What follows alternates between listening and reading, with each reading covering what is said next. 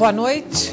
Há um dito popular inspirado na figura bíblica da mulher de Ló que diz que quem olha para trás vira estátua de sal.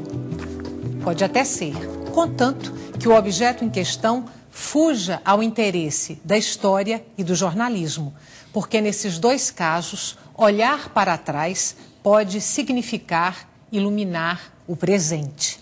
E nisso acreditam os 3 jornalistas com quem eu converso hoje. Todos eles com livros publicados sobre episódios e personagens da história pernambucana. Participam do nosso programa Vandeque Santiago, autor dos livros Josué de Castro, O Gênio Silenciado e Francisco Julião, As Ligas e o Golpe Militar de 64. Também Paulo Santos de Oliveira, autor de A Noiva da Revolução e A Guerra dos Mascates. Nós estamos esperando a chegada de Paulo. E ainda Urariano Mota, que escreveu os livros Soledad no Recife e Os Corações Futuristas. Lembramos que você também pode participar do programa pelo e-mail opiniãotvu@gmail.com ou então pelo telefone 3423-6836 e agora também pelo Twitter, @opiniãope. Boa noite. Boa noite, Estela. Prazer enorme ter vocês aqui hoje no Opinião Pernambuco. E eu queria começar fazendo uma pergunta para os dois. Por que vocês escolheram trabalhar episódios da história de Pernambuco, ainda que no caso de vocês dois não sejam episódios tão distantes, e publicando em livros?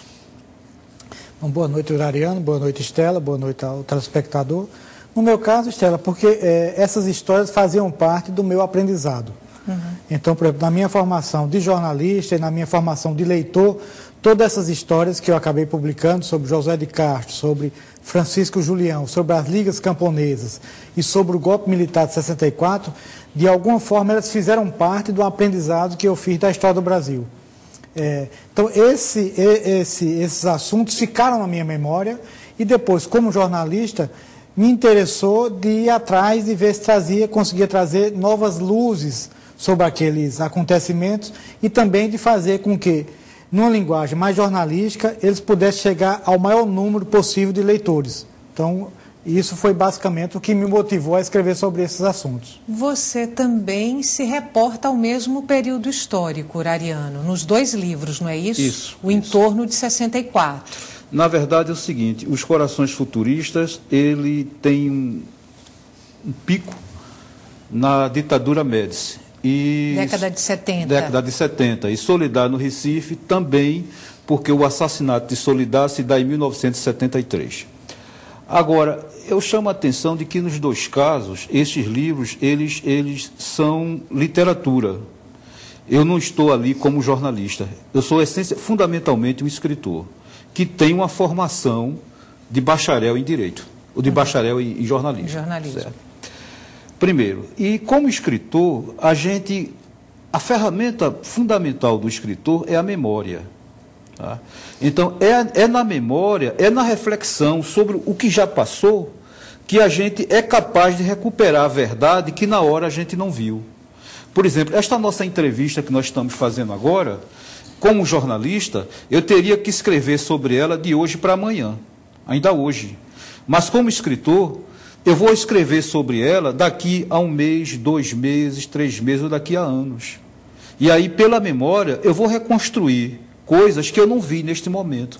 Bom, e aí, uma outra pergunta, então.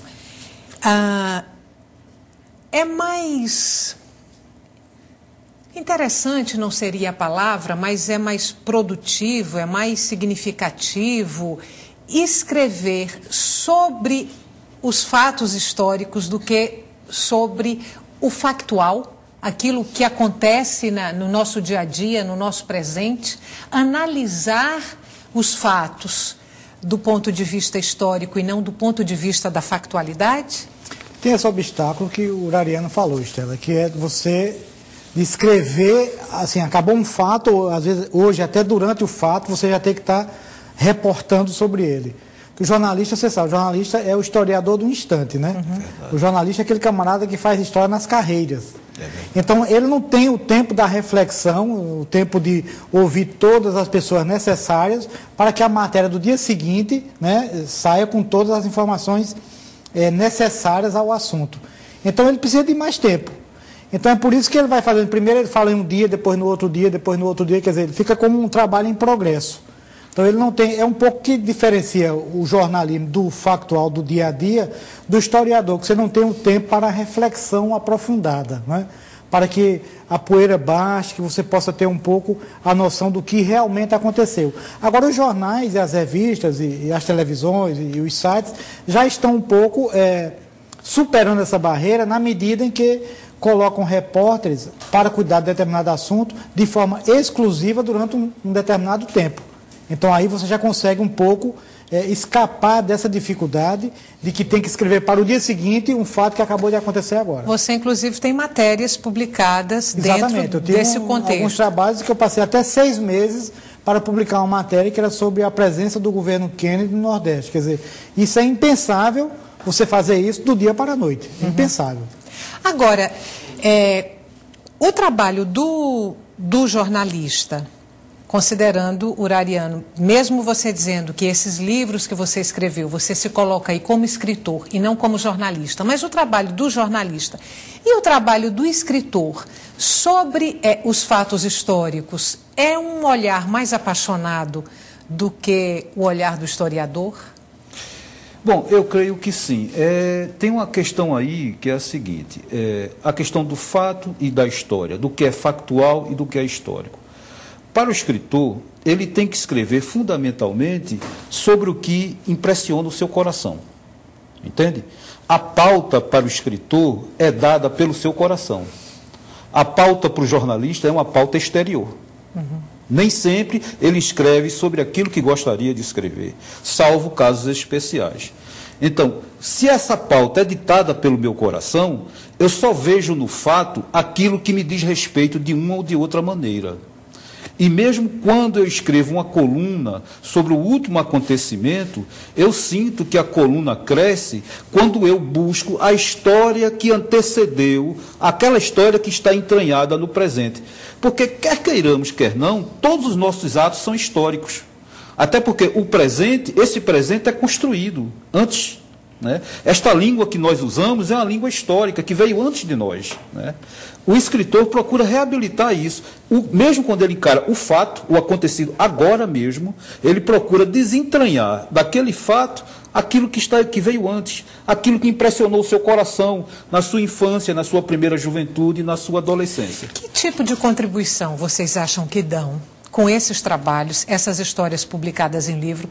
No seu caso, o Vandeck recuperando aí, resgatando a história de Josué de Castro, também falando sobre Francisco Julião, e você falando, eu depois vou pedir para você falar mais sobre o livro, falando sobre Soledad, que era uma paraguaia, que estava vivendo no Recife naquele momento, envolvida com a luta política contra a ditadura militar e que foi assassinada aqui no Recife. Isso. Que contribuição vocês acham que dão trazendo essas histórias a público contadas dessa maneira, nos livros e não nos jornais ou nas revistas? Eu acho o seguinte, que o jornalismo ele exerce um papel desbravador em relação à história. A história, até chegar ao livro, que vai chegar para as pessoas estudarem tal, e reproduzirem, leva muito tempo. Então, você tem que ter uma distância temporal que separa ali o historiador do seu objeto de análise. Então, essas pessoas como Julião, como Josué de Castro, como o caso que o Urariano conta aqui no livro. Então, tudo isso demora um tempo até entrar naquele livro da história oficial. Então, o jornalismo, ele não precisa passar esse tempo de carência. Ele já pode, de imediato, fazer isso. Então, ele ajuda nesse sentido, de, por exemplo, de trazer mais para perto, para um público mais ampliado, a questão da história contemporânea. Então, por exemplo, quando você vai olhar a história de 64 para cá, você vai vê-la muito mais nos jornais, primeiro nos jornais, nas revistas, do que nos livros. Os livros chegaram depois, porque chega um determinado momento em que o jornal, a revista, já não suporta aquilo, não cabe mais o teu produto ali. Porque o produto ele adquiriu um contorno diferente, uma profundidade diferente, e aí ele não cabe mais no jornal. Então é por isso que o passo seguinte qual é? O livro.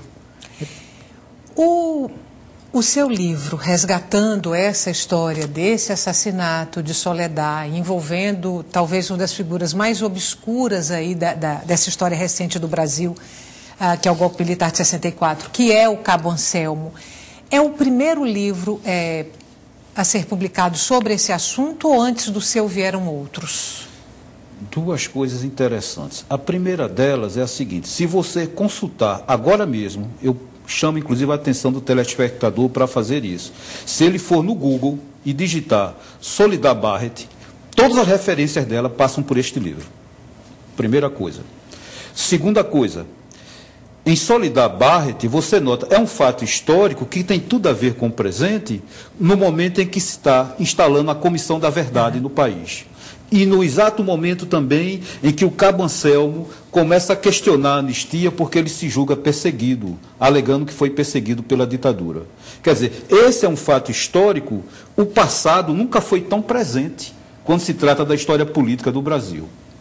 A outra coisa que tem é a seguinte: Soledad Barrett, ela não bem se envolveu na luta política, não, ela era a luta política. Ela era uma militante socialista desde o tempo em que esteve exilada no Uruguai. Ela, no Uruguai, aos 17 anos, houve um comando nazista que a pegou e exigiram que ela gritasse "Viva Hitler!". Ela se negou e, por isso, a levaram para um lugar deserto e marcaram com suástica as coxas dela. Há fotos. Foi um escândalo em Montevidéu, né? As coxas dela marcadas com cruzes nazistas. Ela é neta de um dos fundadores da literatura paraguaia, que o avô dela era Rafael Barrett, que era espanhol de origem, mas assumiu completamente a dor paraguaia. Ele tem um livro belíssimo chamado, inclusive, A Dor Paraguaia. Então é nessa família de lutadores sociais que vem Soledad Barrett.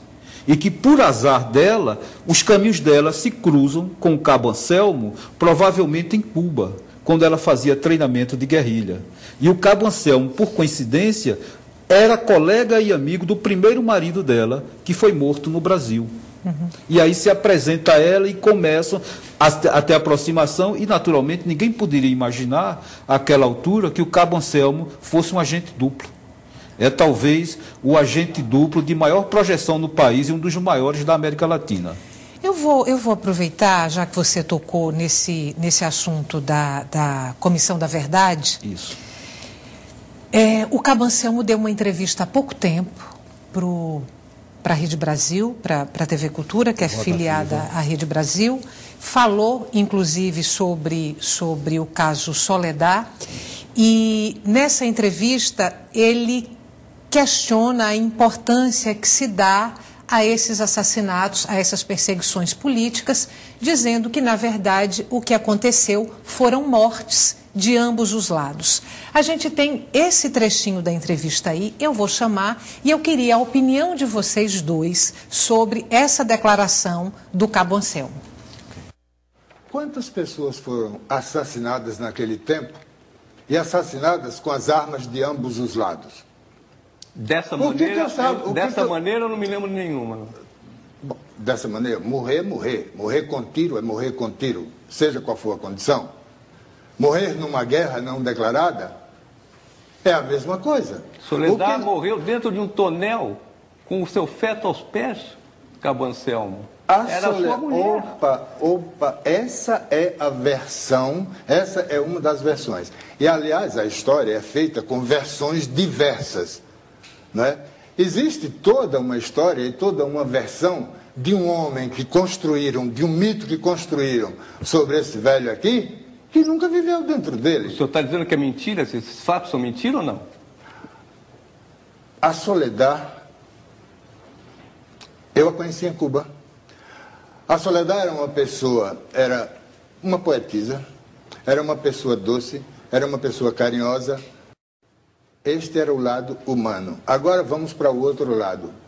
Ela era filha de dirigentes comunistas paraguaios, distribuía jornais, segundo ela própria me contou, do Partido Comunista nas ruas de Assunção desde pequena, e foi para a Universidade Patrício Lumumba para treinar lá.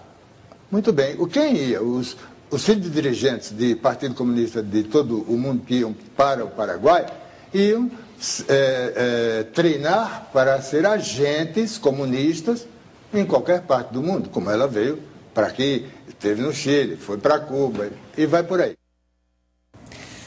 Duas coisas. As mortes de ambos os lados, que ele coloca, tentando talvez aí minimizar a brutalidade dos assassinatos políticos que foram cometidos, tortura, etc. E ele questiona também a própria participação dele e as circunstâncias da morte de Soledad. Acho que do ponto de vista histórico, o Cabo Anselmo já é, digamos assim, um fantasma, né? Quer dizer, é um assassino que cometeu covardias e que tenta hoje, tem a oportunidade de hoje, tentar um pouco atenuar, né, o papel que ele desempenhou naquele período. Ele entregou pessoas que foram depois torturadas e mortas, que não havia combate entre as pessoas, alguns foram presos, foram mortos, né, dentro já sob a guarda do Estado, quer dizer, aí você não tem um exército contra outro exército, quer dizer, os argumentos dele não têm sustentação. Eu acho que você pode ver eles apenas como uma pessoa que está tentando se defender para, enquanto está vivo, pelo menos poder manter uma certa dignidade, né, entre aspas. Mas, a mim, por exemplo, as declarações deles não causam efeito nenhum. Urariana, antes de você comentar, eu queria só que você contextualizasse um pouco essa história de Soledad e do Cabo Anselmo, que eu não sei se ela ficou suficientemente clara para todo mundo que tá vendo a gente, assistindo a gente. Certo. E aí, enquanto você fala, eu vou aproveitar e vou mostrar o seu livro, que é o livro que resgata toda essa história, né? Bom, posso começar? Claro. É o seguinte, a primeira coisa é que Soledad Barrett, ela era filha de militantes comunistas no Paraguai, neta de um dos fundadores da literatura paraguaia, um anarquista, que na época os anarquistas precederam os partidos comunistas. Tá? Primeiro. Segundo, ela, como uma socialista, veio no contexto da Revolução Cubana, em que Che Guevara dizia que tinha que se construir 1, 2, 3 Vietnãs e pensava ser possível fazer uma revolução, feito um fogaréu que tomasse conta da América Latina. Então, ela viveu no Uruguai, Paraguai, foi exilada no Uruguai, foi para a Argentina e depois da Argentina foi a Cuba e de Cuba veio ao Brasil. Quando ela vem ao Brasil, ela já vem como companheira do Cabo Anselmo. Esse é o contexto. Segundo, ela realmente era uma poetisa e uma mulher de uma extraordinária beleza.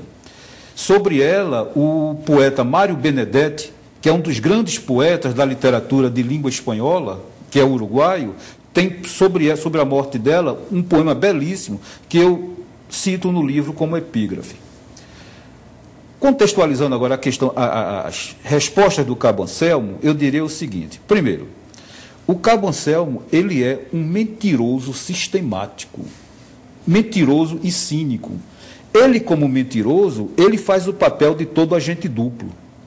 Quem conhece livros de espionagem sabe que os espiões, eles são mentirosos sistemáticos, a partir do momento que eles assumem outra identidade. Isso é uma grande mentira. Eles são mentirosos a ponto de que, se forem chamados pelo nome de batismo, eles aprendem a não reagir, a não ter qualquer reação quando chamado. Não, ele é aquele nome, aquela pessoa que está naquela situação. Primeiro. Segundo, a questão de que houve morte de lado a lado, Van Dyck se situou muito bem. Você tinha prisioneiros sob a opressão do Estado, e desarmados foram assassinados. É diferente de uma guerra, de uma batalha. Primeiro.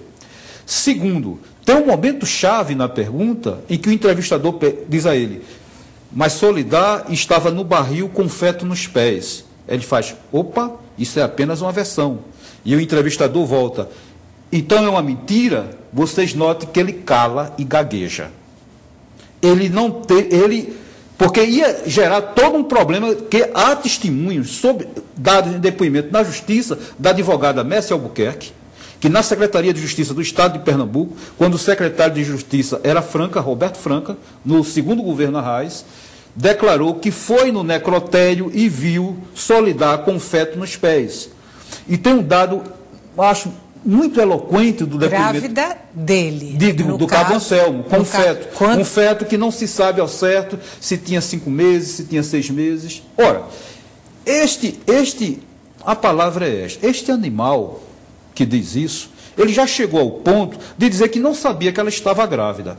Por favor, é demais. Ele não sabia que ela estava grávida. No mesmo programa, ele diz o seguinte, só se ela usava o DIU, como é que ela estava grávida? Quer dizer, ele mente mais uma vez. Ela foi presa aqui no terminal de Boa Viagem. Isso, numa boutique em Boa Viagem, numa boutique onde ela entregava blusas sob consignação, tanto ela quanto Pauline. A Pauline Registu, que veio a ser irmã do ex-presidente da Petrobras. Eles eram ao todo 6? Pegaram 6. Na verdade, você nota, são mentiras. Existe sobre chamada chacina de São Bento uma construção extraordinária de mentira. A começar o seguinte, que os 6 não trocaram tiros com a repressão, com a polícia na Granja de São Bento. Eles foram apanhados em pontos diferentes do Recife. Soledad e Pauline foram presas dentro da boutique. Jarbas Marques foi preso na livraria, trabalhar na livraria moderna, na rua Duque de Caxias. Né? Outro foi pego no posto de gasolina. E aí essas pessoas, apanhadas nos seus trabalhos em momentos diferentes, aparecem depois numa versão como trocando tiros com a polícia na Granja de São Bento. Isso é uma farsa. Eu vou fazer uma pausa agora nessa história de Soledad propriamente, a gente volta para ela depois. Eu queria ver com vocês um pouquinho o método de pesquisa de tanto a sua, Vandeck, o seu método de pesquisa, como a sua pesquisa também, Urariano. Agora, antes da gente falar como você pesquisou José de Castro, como você pesquisou Francisco Julião e você como pesquisou Soledad, a gente faz um intervalo curtinho, volta daqui a pouco para continuar essa conversa com jornalistas que se debruçaram sobre episódios e personagens da história de Pernambuco e publicaram essas histórias em livros. Lembramos que você pode participar do nosso programa pelo e-mail opiniãotvu@gmail.com ou então pelo telefone 34236836 e agora também pelo Twitter, @opiniãope. A gente volta daqui um pouquinho. Estamos de volta com Opinião Pernambuco e o tema de hoje é a história de Pernambuco contada pelos jornalistas. Participam do nosso programa Vandeck Santiago, autor dos livros Josué de Castro, O Gênio Silenciado e Francisco Julião, As Ligas e o Golpe Militar de 64. Também Paulo Santos de Oliveira, autor de A Noiva da Revolução e A Guerra dos Mascates. E ainda Urariano Mota, que escreveu os livros Soledad no Recife e Os Corações Futuristas. Paulo, boa noite. Boa noite. Antes de você chegar, eu tinha feito uma pergunta para Vandeck e para Urariano, e ela vale também para você, que é sobre os métodos de pesquisa. No caso, como é que Vandeck se debruçou sobre a história de Julião e a história de Josué de Castro, Urariano sobre a história de Soledad, e você que escreveu sobre a Revolução de 1817 e agora reescreveu um livro de José de Alencar sobre a Guerra dos Mascates. Como vocês pesquisaram esses assuntos e você também, por que escolheu reescrever um livro de José de Alencar? Bom, A Noiva da Revolução, o primeiro romance que eu escrevi, foi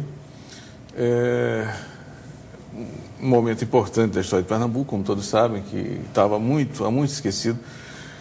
E eu, como jornalista, quando comecei a ler, a pesquisar sobre o assunto, sobre o tema, por curiosidade, eu fiquei impactado com a importância daquele acontecimento, daquele evento histórico, e com a falta de conhecimento que nós, pernambucanos, inclusive eu, né, que deveria até, por dever de ofício, estar mais bem informado sobre as coisas, tínhamos sobre aquele movimento. Então eu comecei aos poucos a recuperar essa história, estudar, pesquisar, né? No caso, é um evento que se passou há quase 200 anos. Há uma bibliografia razoável, embora não seja muito, mas é uma boa bibliografia, né, sobre ele. Bons escritores escreveram sobre, bons historiadores trataram desse assunto, e assim como havia muita coisa. Então eu fiz só que a história em si não havia contada. Cada historiador enfoca sobre um determinado aspecto. Um pega pelo lado econômico, outro pelo lado ideológico, etc. Mas é a história em si, a narrativa dela. E eu comecei a recuperar, catando as informações daquela, juntando como se fosse um mosaico. Muitas vezes as peças não se encaixavam uma na outra, porque um dava uma informação, um historiador dizia uma coisa, outro dizia outra, etc. Mas eu fui montando esse mosaico. E a coisa era tão maravilhosa o próprio romantismo da história, os personagens eram tão interessantes que eu achei que também eu não interessava fazer aquilo de uma forma jornalística. Eu tinha que escrever um romance, eu virei romancista por causa disso. Eu tive que fazer, só através do romance eu teria condições de recriar, né, como eu queria, né, todo aquele clima que havia em 1817. Quanto à Guerra dos Mascates, que foi relançada, ainda nem foi para você participou do lançamento, mas foi um pré-lançamento, digamos assim, porque estamos há exatamente 300 anos também de um outro grande acontecimento histórico, que foi a Guerra dos Mascates, a disputa que houve entre os pernambucanos e os portugueses, né, os pernambucanos representados pelos olindenses, os nobres de Olinda, e os portugueses, mascates do Recife. Houve uma guerra, foi guerra mesmo, para os padrões foi guerra, 2 anos de combate aqui em Pernambuco, né? E esse evento foi o primeiro movimento nesse sentido que houve na América Latina, desde os Estados Unidos até a Patagônia. Foi a primeira vez em que elites, né, houve antes movimentos de resistência de índios, de negros, quilômetros palmares, etc. Mas um movimento em que a elite propusesse um Estado, né, independente da Europa, foi a primeira vez que houve acontecer isso aqui. Olha só, no caso de Paulo, ele escreve sobre episódios históricos que estão muito distantes. Exato. 1800, aí no caso da Revolução de 1817, 1710, 711, Guerra dos Mascates. Vocês se debruçaram sobre episódios, fatos históricos muito recentes e até bem pouco tempo proibidos, porque estão relacionados ao golpe militar de 64 e os assassinatos e as torturas e as perseguições que foram decorrentes desse episódio. Foi difícil pesquisar, entrar nessa história recente e dolorosa do Brasil e de Pernambuco? Começo, André? Pode começar. É o seguinte, para escrever Solidar, eu parti do princípio de que, como eu disse a você, como escritor, eu falo daquilo que manda o coração. E esses assassinatos de janeiro de 1973 aqui no Recife, eles me marcaram a minha geração de uma maneira profunda. Foi um trauma profundo. O que é o trauma? Nessa época eu trabalhava na CELP, eu saí de manhã, quando vou para o meu expediente na CELP, que na época ficava na Rua da Aurora, onde hoje está a sede da Secretaria de Segurança Pública, mas era lá a sede da CELP, na Rua da Aurora, com a Princesa Isabel. Quando eu vou, eu vejo estampado nos jornais, né, 6 terroristas assassinados no Recife. Quando eu olho a foto, está um amigo meu, com quem eu havia bebido com ele pelo carnaval. Bom, não é terrorista, eu sei. Ele, a mulher dele, grávida, com a barriga pela boca, como a gente diz, né, ele estava assassinado lá. E aí, outro amigo meu, sei, no mesmo dia que ele estava sendo caçado pelo Cabo Anselmo e Fleury, foram na casa dele. Né? Esse amigo meu me procura, né? Tinha que sair, tinha que desaparecer, porque ele era o próximo a ser assassinado. Foram na casa dele, o Cabo Anselmo foi na casa dele. Então, isso é um trauma. Você não imagina a emoção que eu tive no dia do lançamento de Solidar, aqui na Livraria Cultura, quando eu vejo a foto de Solidar na tela da televisão. Eu disse, rapaz, o que foi o trauma da nossa juventude agora é mostrado aqui. onde ela aparecia como terrorista, né, numa foto ruim 3x4, justamente para massacrá-la, para vestir a caricatura de terrorista, essa mulher belíssima que está na capa. Esta é a mulher. Né? Isso que foi um trauma. Quando eu vou para a pesquisa, e aí o que é que acontece? Eu vou lá na Fundação Joaquim Nabuco, levanto os microfilmes, vou no arquivo público para ver os jornais da época, vou no arquivo para ver o que tinha sobre a passagem dela na segurança pública, até o resto de uma sandália, coisa e tal, entendeu? Quando eu levanto isso, qual é a razão? A razão é a seguinte: o livro é uma ficção. O livro não é uma reportagem. Soledade no Recife não é uma reportagem. Agora, é uma ficção de tal maneira entranhada em fatos vividos e documentados que quem lê não consegue separar. É como você separar carne de osso, entende? A ponto de todo mundo que lê o livro me pergunta se eu fui namorado de Soledade, porque o livro é narrado na primeira pessoa e o narrador alimenta uma paixão platônica pela mulher daquele guerreiro que se apresentava como guerreiro, que vinha a ser o Cabo Anselmo, que se dizia chamar na época aqui no Recife de Daniel. Foi sua escolha desde o primeiro momento não fazer um relato, um documento jornalístico? Isto. Fazer um romance? Foi uma escolha. Produzir literatura? Isso. Não é o seu caso, Vandeck. Não, aí você tem já é um passo diferente, né? Porque aí você vai ter um pouco mais, tanto do Ariano quanto do Paulo, você tem um pouco mais de liberdade. Você pode, por exemplo, criar diálogos, você pode descrever cenas, você pode dar vida aos personagens. De repente você pode pegar um personagem de 1817 que aparece numa nota de rodapé, alguma coisa com apenas uma, duas ou três informações sobre ele, e você ali construir, né, um perfil de vida. Então você avança, mas ao mesmo tempo você está bebendo ali na raiz histórica, no fato acontecido. Eu costumo dizer que a história, no nosso caso, é interessante para o jornalista e para o escritor, porque você tem 500 anos de pautas. Né? Você pegar ali século XVI, tem Duarte Coelho, né? Você pegar século XVII, você tem os holandeses, pega o século XVIII, aí você já vai ter a Guerra dos Mascates e tal. Século XIX, você já vai ter Joaquim Nabuco, Vautier, Revolução XVII, Praieira, Confederação do Equador. E século XX, você vai ter, né, Revolução de 30, o Getúlio Vargas, 64. Quer dizer, cada momento desse, se você se detiver, por mais distante que ele esteja, você vai encontrar uma história digna de ser recontada. E que, por exemplo, não foi ainda contada em toda a sua extensão. Por exemplo, quando o Paulo vê 17, caramba, ninguém está falando sobre isso. Então, eu sinto um pouco isso quando eu estava escrevendo sobre Julião ou sobre José de Castro. Quer dizer, é um pouco, o assunto lhe toma quase como se fosse uma revelação. Você, por exemplo, de repente aquilo não fazia parte da sua vida, mas você começa a querer aprofundar aquilo, querer adquirir os conhecimentos sobre aquilo e passar para o maior número possível de pessoas. Acho que Paulo desceu para... Já está ainda... Daqui a pouco ele vai chegar em Duarte Coelho. Né? Você pega a Soledade. Se você for... A Paulino vai ter uma história interessante. Quer dizer, cada personagem desse, se você não der um zoom, ele vai ficar apenas um nome. Mas quando você dá um zoom, você, por exemplo, de um personagem que era um significante e tal, mas, por exemplo, virou um romance. Está entendendo? Quer dizer, em cada episódio tem histórias muito fortes para serem contadas. A historiografia oficial...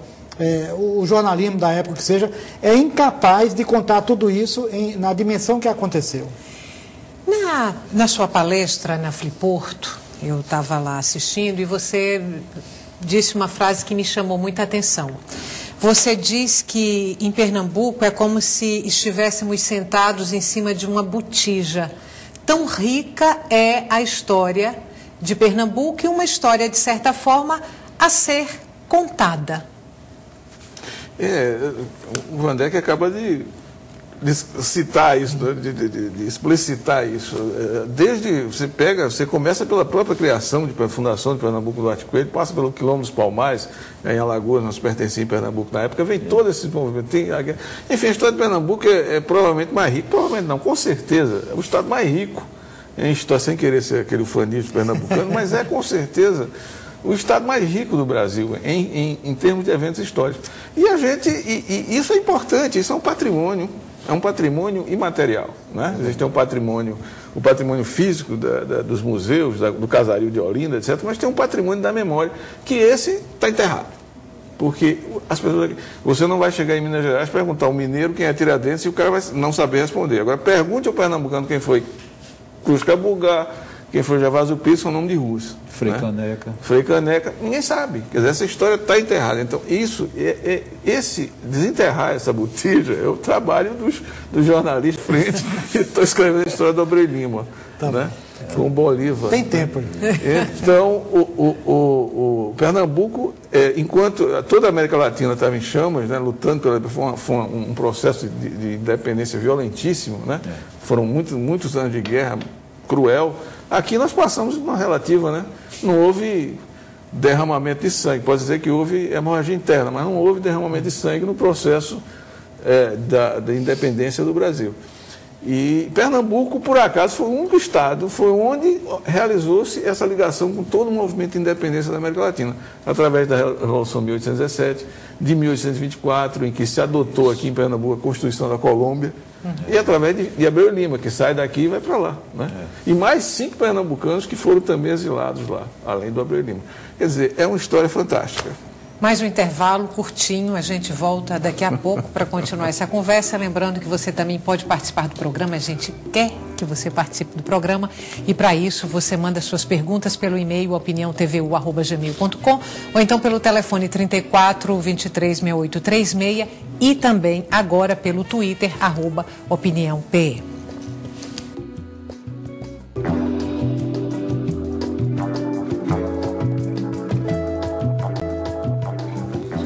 Estamos de volta com Opinião Pernambuco e o tema de hoje é a história de Pernambuco contada pelos jornalistas. No caso de hoje, 3 jornalistas, Ariano Mota, Vandeck Santiago e Paulo Santos.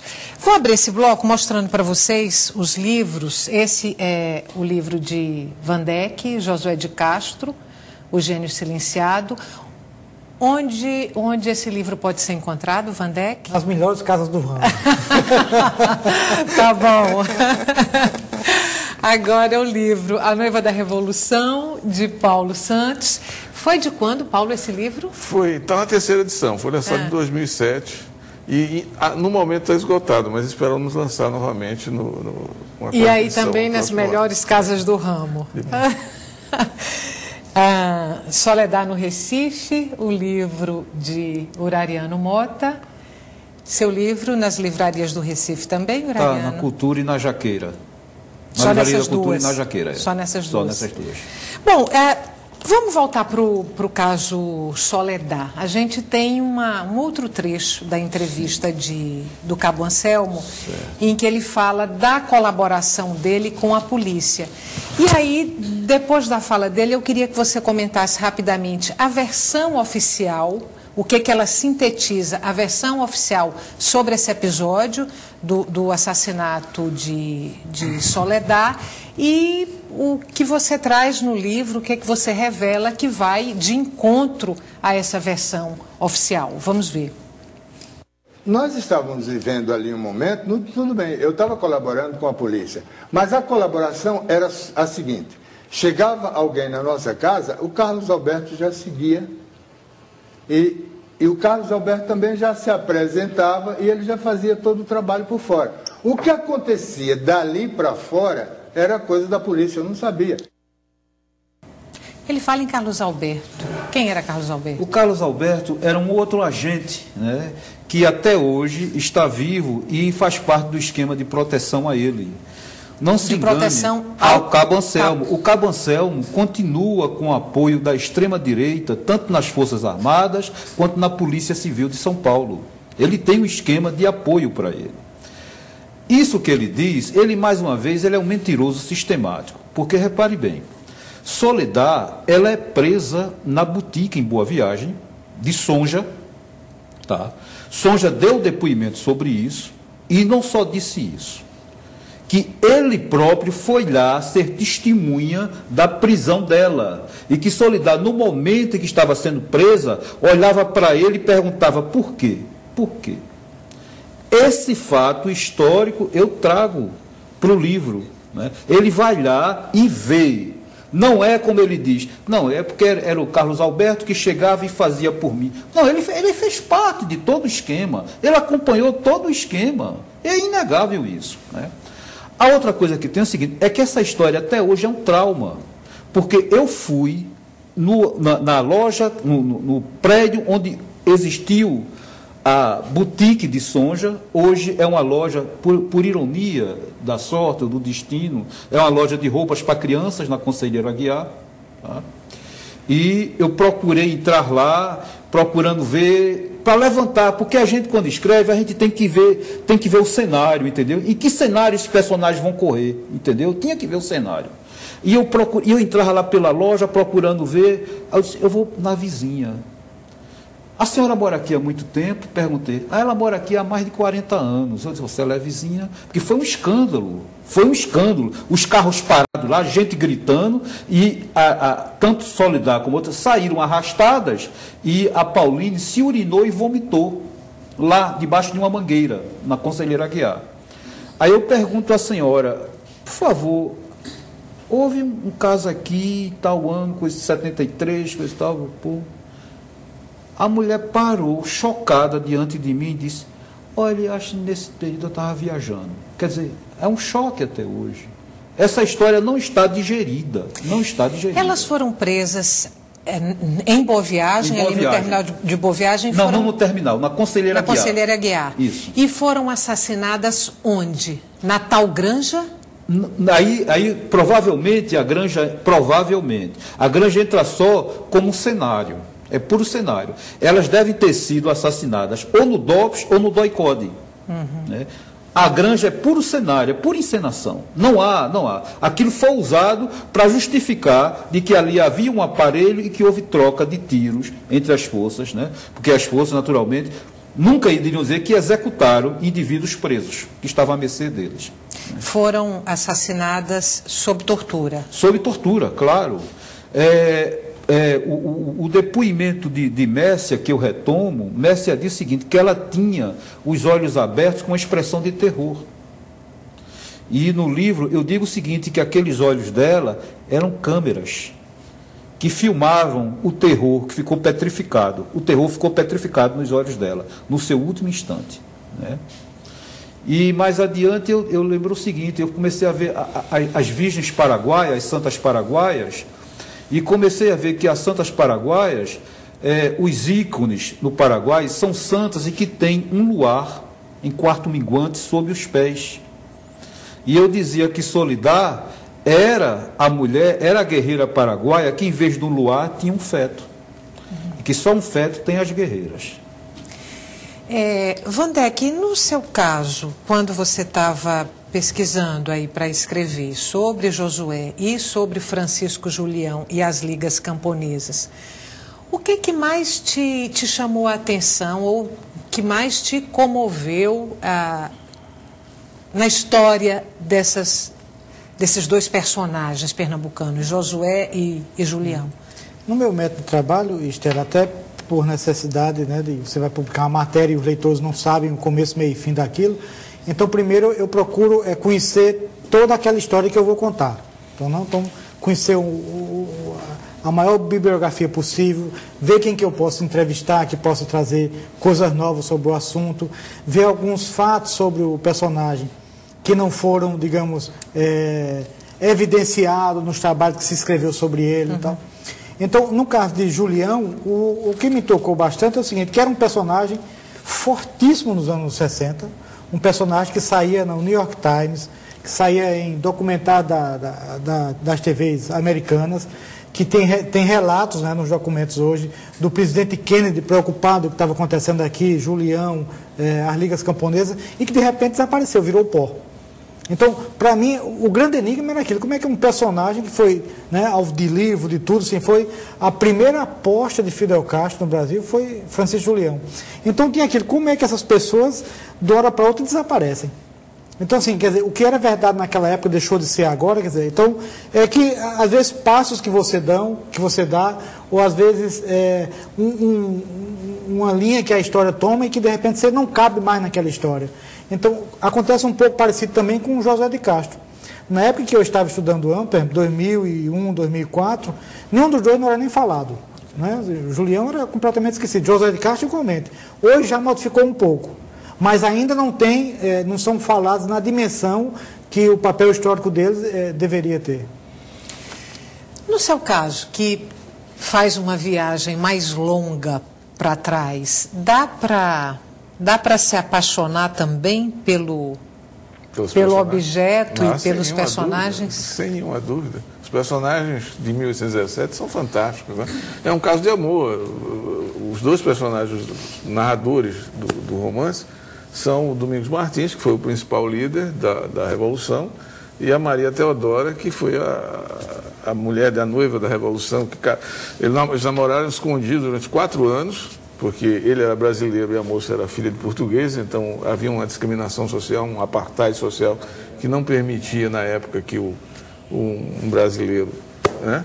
E ele faz 4 anos, faz uma revolução para casar com ela. No dia seguinte vai para a porta do pai e diz, agora casa. Então eles fizeram um casamento. Quer dizer, é uma história extremamente romântica. É um Romeu e Julieta, autêntico. Você conta dizer, a revolução a partir de uma história de amor. Eu conto a revolução a partir desse evento, desse caso dos dois. Agora, pegando um pouco o que o Vandeck estava dizendo aqui a respeito desse apagar dos fatos históricos, isso aconteceu com 1817, mas perfeitamente. O escritor, como é que é o nome dele? Bom, enfim, um pesquisador, historiador que estava pesquisando sobre Abreu Lima, ele encontrou uns papéis do Conde de Varragem, que era o historiador oficial do Império, né? Anotações do punho dele, dizendo que, falando sobre a Revolução de 1817, eu estou pesquisando sobre 1817, mas esse acontecimento deve ser apagado, ninguém deve tocar no assunto, esse assunto deve ser esquecido. E foi realmente, né? Porque foi uma revolução extremamente... o Oliveira Lima chama de a única revolução que já houve, pode receber esse nome na história do Brasil, né? Porque propôs o fim da transformação, além da independência, a República, o fim da escravatura, a aplicação do Estatuto dos Direitos do Homem, etc., né? Então essa história foi também sistematicamente deletada, né? Por isso que os pernambucanos não sabem. Por acaso a bandeira de Pernambuco é a bandeira da Revolução de 1817, porque em 1917 havia um governador chamado Manuel Borba, que estava no período da chamada Primeira República, então interessava a direção, num momento político, interessava recuperar essa história. Então essa história da Revolução de 1817, ela só recebeu alguma luz sobre ela durante o período da Primeira República. Então virou a bandeira, né, tornou-se o símbolo de Pernambuco, e houve um feriado nacional no dia 6 de março. Vou trazer para vocês aqui algumas perguntas dos telespectadores. Vladimir Santiago, da Mostardinha. Os jovens que nasceram pós-golpe de 64 têm consciência do que foi realmente a ditadura militar e a força repressora da polícia? Horariano. É claro que não tem. É claro que não tem, porque, lembrando tanto Vandeck quanto Paulo Santos, há um apagão, ou melhor, há uma direção em que sejam esquecidos os fatos mais cruentes e sanguinários que houve sobre o Estado. Então é o seguinte, o golpe de 64 não é a revolução, é um golpe de Estado que se dá não em 31 de março, mas em 1º de abril, quer dizer, ele já começa como uma farsa. Ele acontece em 1º de abril, mas como é a data magna da mentira, aí recuaram para 31 de março. Olha, 31 de março, o governo Arraes estava no poder. É em 1º de abril que há o cerco ao palácio. Então, o golpe é de 1º de abril. Então, toda essa relação, toda a violência que foi travada nesse período, não é discutido.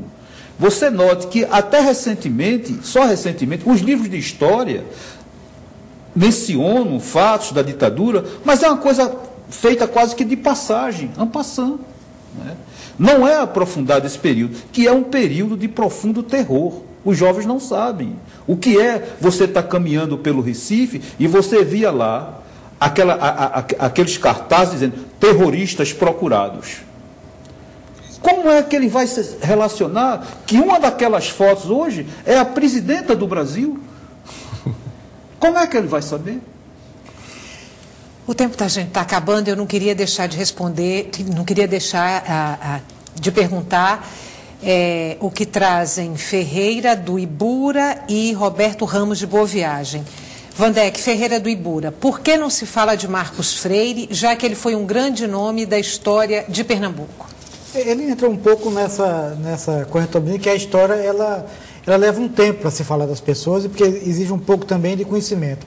Também devido ao papel que você desempenhou. Então, Marcos Freire teve um papel importante na redemocratização, né, fazia parte do grupo dos autênticos do MDB, mas talvez, não sei se é um caso pesquisado, não tenha tido ainda, na época, durante sua curta atuação, né, curta do ponto de vista histórico, um papel que merecesse estar hoje falando tanto dele, quanto você tem ainda muita história para ser contada. Uhum. De todo modo, já existem livros sobre Marcos Freire, existe um documentário que de vez em quando passa na TV Câmara, um pouco recontando a trajetória dele.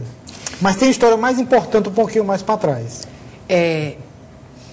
Paulo, Roberto Ramos de Boa Viagem pergunta para você, vou te dar um minutinho só para responder, que o tempo está acabando. Esse enterro que fizeram da história de Pernambuco não foi feito de propósito pelas aristocracias para que não fomentassem novas revoltas e assim a independência do Império pudesse florescer com todo vigor? Eu poderia responder uma palavra, foi. É exatamente isso. Por exemplo, a Revolução de 1817, ela era, como eu disse, pró-independência, pró-república e pró-liberdade, num período em que nós éramos colônia, éramos submetidos ao governo português. Posteriormente, durante o Império, ela era uma revolução republicana. Posteriormente, durante o primeiro momento da Primeira República, ela pôde ter algum destaque. Posteriormente, durante a Revolução de 30, a chamada, no Estado Novo, e no governo militar, ela foi novamente enterrada para baixo do tapete. Então, essa memória, assim como outras memórias, precisam ser resgatadas por todos nós. Sim ou não, para a gente terminar, você conheceu Soledad pessoalmente? Não. Não? Não. Muito obrigada pela presença de vocês hoje aqui no Opinião Pernambuco. Para você que está em casa, obrigada mais uma vez, obrigada pelas perguntas, obrigada pela companhia e boa noite. O Opinião Pernambuco volta amanhã e o tema do programa será assédio moral.